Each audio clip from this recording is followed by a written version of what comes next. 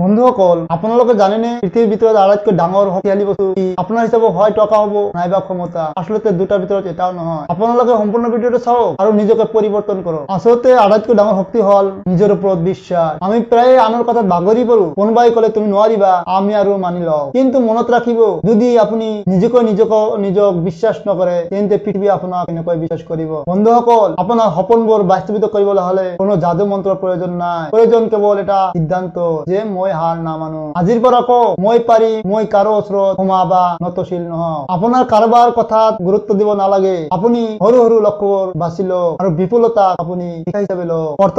প্ৰথমে আপুনি আনৰ নেতিবাচক মন্তব্যৰ পৰা আঁতৰি থাকক আৰু সৰু সৰু সফলতাৰ পৰা আনন্দ লওক। ই আপোনাৰ আত্মবিশ্বাস বঢ়াব। তৃতীয়তে, বিফল হলে দুখ নকৰিব। এয়া হৈছে এটা শিক্ষা। বন্ধুসকল, মনত ৰাখিব, আপোনাৰ সপোনবোৰ আপোনাৰ বাবে অপেক্ষা কৰি আছে। আপুনি মাথো এটা খোজ ভালকৈ দিয়ক। নিজক বিশ্বাস কৰক, আপোনাৰ সপোন 100% হ'বই লাগিব। বন্ধুসকল, ভিডিঅ'টো যদি ভাল লাগিছে তেনেহ'লে ছাবস্ক্ৰাইব কৰিব, লগতে শ্বেয়াৰ কৰি দিব। Thank U.